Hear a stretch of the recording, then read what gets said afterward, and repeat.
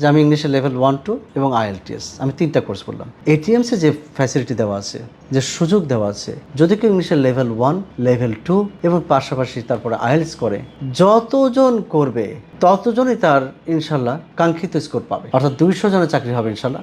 208টা mock test free দেওয়া আছে। যদি কেউ IELTS 7 পায় এটিএমস থেকে করে, যতজন পাবে ততজনকে আমি কল সেন্টারে চাকরি দিতে পারবো ইনশাল্লাহ।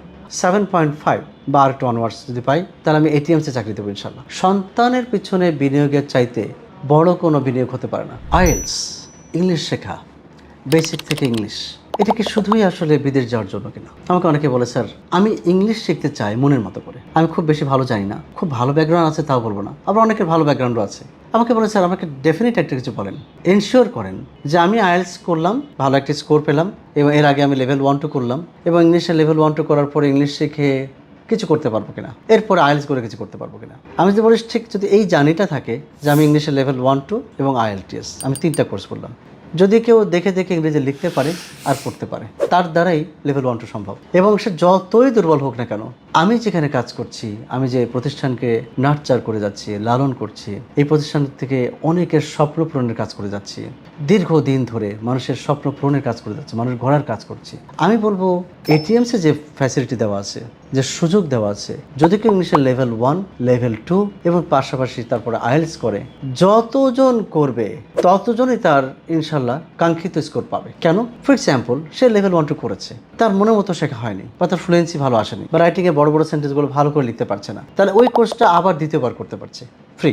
অর্থাৎ সে একবারই ভর্তি হবে, সেকেন্ড টাইম তাকে দিতে হবে না কিছু। সে অনলাইনে করুক অথবা অফলাইনে করুক। সে অনলাইনে করেছে, কিন্তু মনে হলো যে এবার একটু অফলাইনে করি, তাহলে ওই কোর্সটা পুরোটাই আবার অফলাইনে করতে পারছে। ভর্তি কিন্তু একবার। আচ্ছা, সে অফলাইনে করেছে, ভালো বললো যে ভালো হয়েছে, কিন্তু মনের মতো ফ্লুয়েন্সি আসেনি, বা অনর্গল বাংলায় যেভাবে কথা বলি তা ইংরেজিতে করতে পারছি না, তার সেই কাজটা আবার সে পুরো কোর্সটা করতে পারে। অর্থাৎ তাকে দিয়ে হবে ইনশাল্লাহ। এবং একজন বললো, স্যার আমি তো আসলে ভালো কিছু করতে চাই এবং দেশেই থাকতে চাই, আমি বাইরে যাব না, আমি IELTS করবো, কিন্তু ভালো একটা স্কোর চাই। সে হয়তো পড়তে ভালো করলো, সে মক টেস্টে পাচ্ছে হচ্ছে IELTS করলো, এটিএমসে মক টেস্ট পাচ্ছে মাত্র 5.5 বা 5 পেলো। স্যার আমি তো 7+ চাই। আপনি তো বলেছেন 7 পেলে চাকরি দেবেন। তা আমি বলেছিলাম এর আগে, আমি এখনও সেটা বলছি, যতজন এটিএমস থেকে IELTS করবে, যতজন এটিএমস থেকে IELTS করে 7 পাবে, আমার সাথে একটা প্রতিষ্ঠানের একটা কল সেন্টারের চুক্তি হয়েছে, এবং তাদের ওখানে এখন 200টা অফার আছে। অর্থাৎ 200 জনের চাকরি হবে ইনশাল্লাহ, পর্যায়ক্রমে এটা হতে থাকবে। তো এই যে চাকরির অফারটা আছে, অর্থাৎ এটিএমস থেকে IELTS করে 7 পেলেই পাবে ইনশাল্লাহ। হ্যাঁ, সে বললাম যে 5.5 পেয়েছে বা 5 পেয়েছে, যতক্ষণ পর্যন্ত সে না পাচ্ছে ততক্ষণ পর্যন্ত সে কোর্সগুলো করছে। এর জন্য আলাদা কোনো টাকা পয়সা দিতে হচ্ছে না। মক টেস্ট কিন্তু অনেক জায়গায়, অনেক প্রতিষ্ঠানে, আমি তাদেরকে খারাপ বলবো না, আমি কখনোই কাউকে কারোর এফোর্টকে আমি কখনো অসম্মান করি না। প্রত্যেকটা এফোর্টকে আমি সম্মান করি, প্রত্যেকটা প্রতিষ্ঠানকে আমি সম্মান করি, তারা তাদের মতো করছে। বাট অনেক জায়গায় দেখবেন যে প্রত্যেকটা মক টেস্টের জন্য আমার কিছু টাকা নেই, আমি নিচ্ছি না কেন, এটিএমস কেন নেওয়া হয় না? আমি জানি একবারে হবে না, তার 1টা 2টা 5টা মক টেস্ট দিলে কিছুই হয় না। এই জন্য 208টা মক টেস্ট ফ্রি দেওয়া আছে। আমি জানি না এটা শুধু বাংলাদেশ তো নয়, পুরো পৃথিবীতে কোথাও তাই এখানে জানি না। এই জন্য দেখেন এখানে হয়ে গেছে, এখান থেকে 9 পেয়েছে, 8.5 পেয়েছে, আমি দেখাচ্ছি যে 99 পেয়েছে, এখান থেকে পেয়েছে এটিএমস থেকে।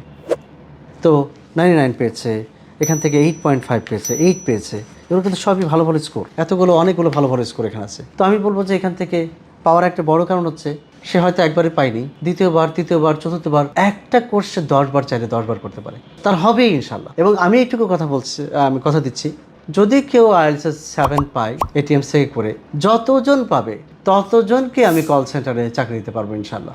আরেকটা কথা বলে রাখি, 7.5 বা আর একটু অনওয়ার্ডস যদি পাই, তাহলে আমি এটিএমসে চাকরি দেবো ইনশাল্লাহ। তার 7 পেলে এটিএমসের বাইরে আমার সাথে যে কল সেন্টার চুক্তি হয়েছে তাদের ওখানে চাকরির ব্যবস্থা, 7.5 পেলে বা 8 পেলে এটিএমসের মধ্যেই চাকরির ব্যবস্থা, আমার প্রতিষ্ঠানে চাকরির ব্যবস্থা ইনশাল্লাহ। অর্থাৎ সে যদি মনে করে আমি শুধুমাত্র ইংলিশটাই শিখবো মনের মতো করে, আমি এটা দিয়ে হালালভাবে 50,000 1 লাখ ইনকাম করব, এই দেশে ইনকাম করব, 2 লাখ ইনকাম করব, এটা এই বাংলাদেশে সম্ভব ইনশাল্লাহ, হালালভাবে। এবং আজকে আমি বলছিলাম, অনেক প্রতিষ্ঠানের মালিক আমার ছাত্র, আলহামদুলিল্লাহ। এই বাংলাদেশে অনেক ব্র্যান্ড প্রতিষ্ঠান, এবং সেই ব্র্যান্ড যে আপনারা যে নাম জানেন, সেই সব প্রতিষ্ঠানের কর্ণধার, তাদের MD, ম্যানেজিং ডিরেক্টর, CEO, তারা অনেকেই কিন্তু আমার ছাত্র, সরাসরি ছাত্র।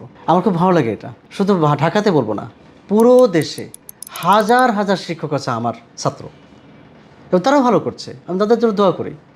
এবং আমি চাই যে এখানে প্রত্যেকটা জায়গায়, এমনকি আপনি একটা ইউনিয়নে আছেন, আপনি একটা ইউনিয়নের প্রতিষ্ঠান করতে পারেন, আপনি একটা উপজেলায় আছেন, সেখানে আপনি ছোটো করে করতে পারেন, আপনি একটা জেলায় আছেন, সেখানে আপনি আপনার বেস্ট হন, আপনি ওখানকার বেস্ট হয়ে যান। এবং সেটার জন্য বলবো যে প্রত্যেকে উদ্যোক্তা হওয়ার সুযোগ আছে এবং এটা যে কোনো বয়সে সম্ভব। কিছু কিছু চাকরির ক্ষেত্রে আপনি জানেন অল্প বয়সে চাকরি থেকে রিটায়ারমেন্ট নেওয়া যায় এবং অনেকে কিন্তু অল্প বয়সে রিটায়ারমেন্ট নিচ্ছে। বেশ কিছু আছে, ডিফেন্সে আছে, এর ছাড়াও আছে। তাদের একটা বয়সের পরে তারা কী করবে? আমি যেন বলবো before you get retired please come and visit me. এবং আমি বলবো যে আপনারা যেটা করবেন জেনে যান, বুঝে যান কী করতে হবে। সবার আগে বলবো আপনারা কেউ রিটায়ারমেন্টে যাবেন না যতক্ষণ পর্যন্ত রিটায়ারমেন্টের পরে কী করবেন সেই প্ল্যান না করছেন। আগে প্ল্যান করে নেন কী করবেন। আমি বলবো সবার জন্য এটা সবচেয়ে ভালো হয়, just see me and take an appointment and discuss the issue that you want to do.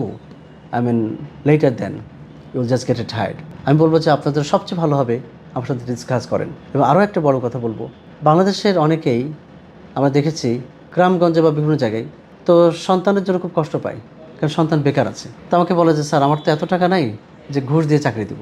আমাকে এটাও বলে স্যার আমার তো এত টাকা নাই যে একটা ব্যবসা দিয়ে দিব। আমার তো এত টাকা নাই যে বিদেশ পাঠাবো। আমাকে অনেকেই বলে। আমি তাদের জন্য বলি যে আপনাদের জন্য সবচেয়ে ভালো হবে কিছুই না থাকলে কিছু বিক্রি করে, যার কিচ্ছু নাই, সামান্য কিছু ল্যান্ড আছে, ওখান থেকে কিছু বিক্রি করে আপনার সন্তানের জন্য কিছু করে দেন। এখানে তো মাত্র কয়েক হাজার টাকার ব্যাপার, খুব কিছু বিক্রি করতেও হয় না। তাই আমি বলবো যে এখন তো স্বর্ণেরও অনেক দাম, যাদের কিছু আছে তার থেকেও আপনার সন্তানকে গড়ে তুলুন। সন্তানের পিছনে বিনিয়োগের চাইতে বড় কোনো বিনিয়োগ হতে পারে না। শ্রেষ্ঠ বিনিয়োগ আমি বলবো সন্তানকে গড়ে তোলা। আজকে যা বললাম এটা বাংলাদেশের প্রত্যেকের পক্ষে সম্ভব। আমি দেখিয়েছিলাম আমার বিভিন্ন ভিডিওতে যারা সফল হয়েছে তাদের একটা অভাব ছিল, সেই অভাবটা যখন দূর করছে তখন কিন্তু তাদের অর্থাৎ ব্যর্থতা আসলে যতবারই হোক না কেন সে সফল হবে ইনশাল্লাহ। সেটা কি? বাংলাদেশের মানুষের আসলে অনেকে বলে যে টাকার সমস্যা, সম্পদের সমস্যা, আমি কিন্তু তা বলি না।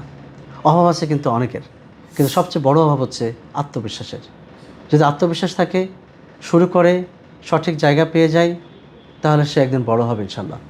মুসলিমদেরকে বলবো ফজর নামাজ পড়ে দিন শুরু করতে, 5 ওয়াক্ত নামাজ যেন 4 না হয়, ঠিক ফজরের পরে দিন শুরু করো, ফজর থেকে তুমি পড়াশোনা শুরু করে দাও এবং তুমি লেভেল 1 করো, লেভেল 2 করো, IELTS করো, তোমার জীবনে বেকারত্বকে আমি জাদু করে রাখবো ইনশাল্লাহ।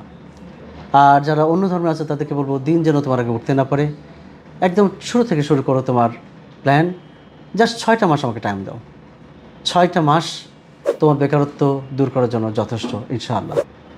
আশা করি আজকের এই ভিডিওটা অনেকের দিক উন্মোচন করবে, অনেকের সফলতার পথ ইনশাআল্লাহ বাতলে দিবে এবং অনেকেই যা বেকার ছিল, যারা হতাশার মধ্যে ছিল, তাদের হতাশা দূর করবে ইনশাআল্লাহ। আমি আমার ব্যক্তিগত নাম্বারটা মুখে বলছি, তারপরে দেওয়া থাকবে স্ক্রলে। আপনারা আমার সাথে সরাসরি যোগাযোগ করুন, সরাসরি দেখা করুন।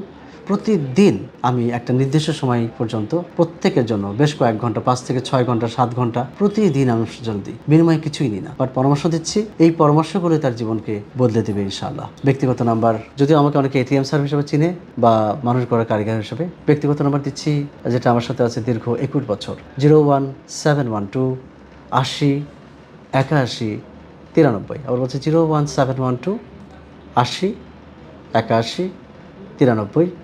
আরেকটা বলবো যে আপনারা SMS করতে পারেন, বিশেষ করে হোয়াটসঅ্যাপ মেসেজ করবেন, আমি আমার অবসর সময় দেখি। আর সবচেয়ে ভালো হয় যখন আপনি মনে করছেন যে খুব সিরিয়াস, আপনি এখনই করতে হবে, তাহলে কল করবেন যে কোনো কেবল অপারেটর থেকে, অর্থাৎ যে কোনো অপারেটর থেকে কল করুন। যদি আমি ধরতে না পারি, আমার কলিগ বা আমার সহকর্মী তারা আপনাকে হেল্প করবে ইনশাল্লাহ। আশা করি আজকের ভিডিওটা যারা দেখেছেন শেয়ার করবেন, যারা এখনও সাবস্ক্রাইব করেননি ATM স্যার চ্যানেলটাকে সাবস্ক্রাইব করবেন। Thank you so very much.